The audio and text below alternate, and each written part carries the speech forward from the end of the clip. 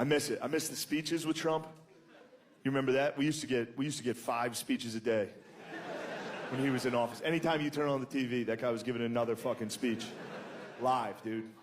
Be in front of a helicopter, screaming, calling a lady a lesbian or something. This is gonna be a tough one to defend at work. But I'm gonna. Now it's sad. Now with Biden, we get like 1 speech every 3 months. And it's hard. He's like falls and shit. It's hard to watch. It's sad. I'm rooting for the guy. Obviously, I want things to go well, but it's hard to watch him do anything. Anytime I watch Biden do anything, I get the same feeling as like, you ever go to a friend's house and they have like a 16-year-old dog and it walks in the room? And you gotta do that whole like, oh, hey, there he is. Just look at him. He's looking great. My favorite thing about Biden is anytime Biden finishes a speech, he transforms into a Roomba. Just...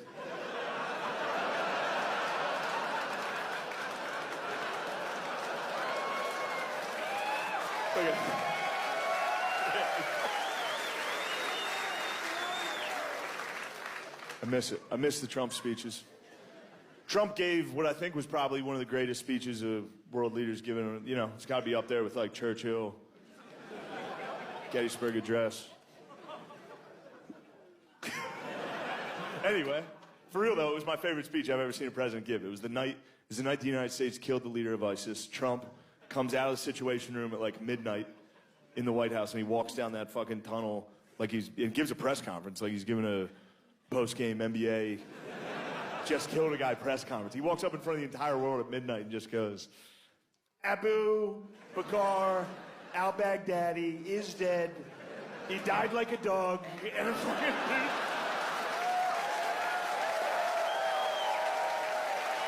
That's all him, dude. I didn't change one word of that. That's what he opened with. And then he did 40 minutes. The speech is 40 minutes. For no reason. It wasn't a prepared speech. He freestyled 40 straight. Not even a speech, just mean shit talk for 40. The meanest shit talk you've ever heard in front of the whole world. Abu. We could hear him crying. I said, Abu, don't cry. Abu. Let me tell you something. Abu cried. He cried quite a bit. I wouldn't have cried. Crybaby Baghdadi, that's what we were all calling it. Look. I love everything about that speech. I love it. I love thinking about Trump in the Situation Room, surrounded by generals watching watching special forces, watching those cocksucking Navy SEALs. Those if I was in there, I'd be like, get out of that, Abu, run. No, I love thinking about Trump in the Situation Room, watching a live military operation. He's the only dude in the room that wasn't military.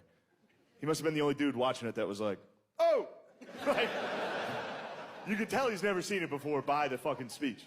The speech sounded like a guy just trying to tell you some shit he saw.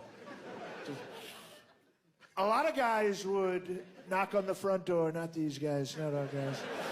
Not our guys. Our guys went through the wall. They blew up his wall. And they used dogs.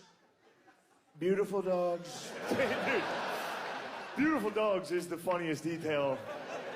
It's true. They actually did use, it was the Army Rangers and they used dogs because they were afraid al-Baghdadi was going to be wearing a suicide vest, so they killed him with dogs and a robot. And then made fun of him for crying. It's like, dude, let that guy cry. That's the scariest death I've ever heard of. That dude was laying in his bed in the middle of the night, his wall exploded, fucking 10 dogs and a robot broke into his... Dude, 10 dogs wearing helmets and goggles broke into his house. The Paw Patrol, the actual Paw Patrol.